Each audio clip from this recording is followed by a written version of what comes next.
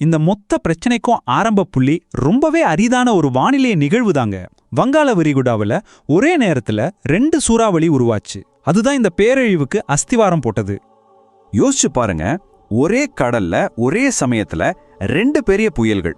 இது நம்மளோட காலநிலை எவ்வளவு மாறிட்டு இருக்குங்கிறதுக்கு ஒரு பெரிய எச்சரிக்கை மணி மாதிரிதான். டெட்வா புயல் இலங்கையை தாக்க, செனியார் புயல் இந்தோனேஷியா, தாய்லாந்து, மலேசியான்னு அந்த பகுதியே புரட்டி போட்டுச்சு. சரி, இதுக்கெல்லாம் என்ன காரணம்? நிபுணர்கள் சொல்றது ரொம்ப சிம்பிள். புவி வெப்பமயமாதல், அதாவது குளோபல் வார்மிங் தான். நம்ம இந்திய பெருங்கடல் தான் உலகத்திலேயே ரொம்ப வேகமா சூடாகிற கடலாம். அந்த சூடான தண்ணி தான் இந்த மாதிரி பயங்கரமான புயல்களுக்கு பெட்ரோல் ஊத்துற மாதிரி சக்தியை கொடுக்குது. இதுக்கு என்ன அர்த்தம்னா, எதிர்காலத்துல இந்த மாதிரி பேரழிவுகள் இன்னும் அதிகமாகலாங்கிறது தான் கசப்பான உண்மை. இப்போ இந்த பேரழிவோட மிக சோகமான பக்கத்துக்கு வருவோம். நவம்பர் 28ஆம் தேதி டெட்வாச் சூறாவளி இலங்கையில கரையை கடந்த பிறகு ஏற்பட்ட உயிரிழப்புகள் உண்மையிலே மனசை உழுக்கிற மாதிரி இருக்கு. இதுவரைக்கும் 465க்கும் அதிகமான உயிர்கள் போயிருக்கு. இது வெறும் நம்பர் இல்ல, ஒவ்வொரு உயிருக்கு பின்னாடி ஒரு கதை, ஒரு குடும்பம், எத்தனையோ கனவுகள் இருந்திருக்கும். மொத்தமா பாத்தீங்கன்னா சுமார் 14 லட்சம் மக்கள், அதாவது 1.4 மில்லியன் பேர் பாதிக்கப்பட்டிருக்காங்க. இது அந்த நாட்டு மக்கள் தொகையில ஒரு பெரிய பங்கு. ஒரே ராத்திரியில எத்தனையோ பேரோட வாழ்க்கை தலைகீழா மாறிடுச்சு.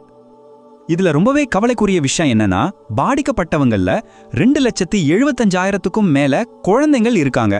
அவங்களோட உலகம் மொத்தமா சிதைஞ்சு போயிருக்குன்னு தான் சொல்லணும். புயல், வெள்ளம் இதோட பாதிப்பு நிக்கல. அதுக்கு பிறகு வர்ற பிரச்சனைகள் தான் இன்னும் மோசம். குழந்தைங்களுக்கு ஊட்டச்சத்து குறைபாடு, தொற்று நோய்கள் பரவுற அபாயம், அது மட்டுமல்லாம கடுமையான மன உளைச்சல்னு அடுத்தடுத்த நெருக்கடிகளை அவங்க சந்திச்சிட்டு இருக்காங்க. இது அவங்களோட எதிர்காலத்தையே கேள்விக்குறியாக்குது. யூனிசெஃபோட இந்த வார்த்தைகள் நிலைமையோட தீவிரத்தை தெளிவா காட்டுது.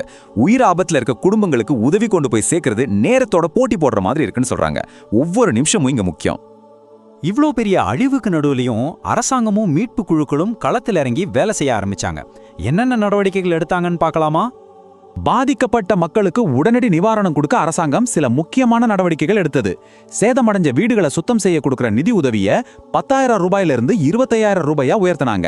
அப்புறம் பாதிக்கப்பட்ட பகுதிகளில் கரண்ட் பில் கட்டலனாலும் மின்சாரத்தை துண்டிக்க கூடாதுன்னு உத்தரவு போட்டாங்க.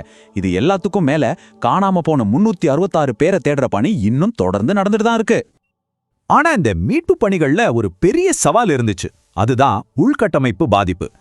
திருகோணமலை மாவட்டத்துல மட்டுமே கிட்டத்தட்ட 800 மீட்டர் நீளத்துக்கு ரோடு மொத்தமா அழிஞ்சு போச்சு. இந்த மாதிரி முக்கியமான சாலைகள், பாலங்கள் எல்லாம் வெள்ளத்துல அடிச்சிட்டு போனதால உதவிகளை கொண்டு போய் சேர்க்கறது ரொம்பவே கஷ்டமா இருந்துச்சு. பல கிராமங்கள் தனித்தீவு மாதிரி ஆகிடுச்சு.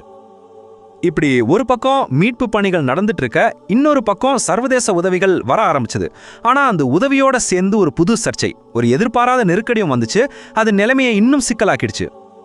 இது நம்ம மனசுல ஒரு முக்கியமான கேள்வியை எழுப்புது. கஷ்டத்துல இருக்கிறவங்களுக்கு கொடுக்கப்படுற உதவி சில சமயம் தீங்கா மாறுறதுக்கு வாய்ப்பு இருக்கா? என்ன நடந்துச்சுன்னா, பாகிஸ்தான்ல இருந்து அனுப்பின நிவாரண பொருட்கள்ல சிலது காலாவதியானது, அதாவது எக்ஸ்பயர் ஆனதுன்னு சொல்லி சோஷியல் மீடியாவில் போட்டோஸ்லாம் பரவ ஆரம்பிச்சது.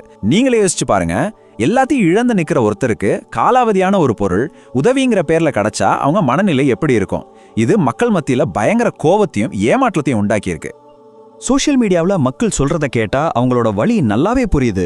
மனிதாபிமான உதவினா உயிரை காப்பாற்றணும், ஆபத்துல தள்ளக்கூடாது. காலாவதியான பொருளை அனுப்புறது நட்பு இல்லை, அது அலட்சியம்னு கொந்தளிக்கிறாங்க. இது ஒரு சின்ன தப்பு இல்லை, இது ஒரு பெரிய அவமானம்னு தான் நிறைய பேர் நினைக்கிறாங்க. இவ்வளோ பிரச்சனைகள் போதாதுன்னு வானத்திலிருந்து இன்னொரு ஆபத்து உருவாகிட்டு இருந்துச்சு. இலங்கையோட சோகம் இதோட முடியல. ஆமாங்க, வானிலை ஆய்வு மையம் ஒரு புது எச்சரிக்கை விடுத்திருக்காங்க. டிசம்பர் 4ஆம் தேதியிலிருந்து மறுபடியும் கனமழை பெய்யும்னு சொல்லியிருக்காங்க. அதாவது பிரச்சனை இன்னும் முடியல. இதுக்கு என்ன அர்த்தம்னா, ஏற்கனவே புயலால பாதிக்கப்பட்டு ரொம்ப பலவீனமா இருந்த மக்கள் இன்னொரு துர்தியோகத்துக்கு தயாராக வேண்டிய கட்டாயத்துல இருந்தாங்க. குறிப்பா வடக்கு, வடமத்திய, கிழக்கு மாகாணங்கள் மறுபடியும் ஒரு பெரிய ஆபத்தை சந்திக்க நேரிட்டது. இலங்கையில நடந்த இந்த சம்பவம் நமக்கு ஒரு பெரிய பாடத்தை கத்துக் கொடுக்குது. காலநிலை மாற்றங்கிறது ஏதோ ஒரு நாட்டு பிரச்சனை இல்லை, இது நம்ம எல்லாருக்கும் பொதுவான ஒரு போராட்டம். இந்த மாதிரி பேரழிவுகள் அடிக்கடி நடக்க ஆரம்பிச்சா அதோட பின்விளைவுகளை சந்திக்க நாம எப்படி தயாராக போறோம்? இந்த கேள்வி இலங்கைக்கு மட்டுமானதல்ல, நம்ம ஒவ்வொருத்தருக்குமான கேள்வி. இந்த விரிவான பார்வைக்கு எங்களுடன் இணைந்திருந்ததற்கு நன்றி.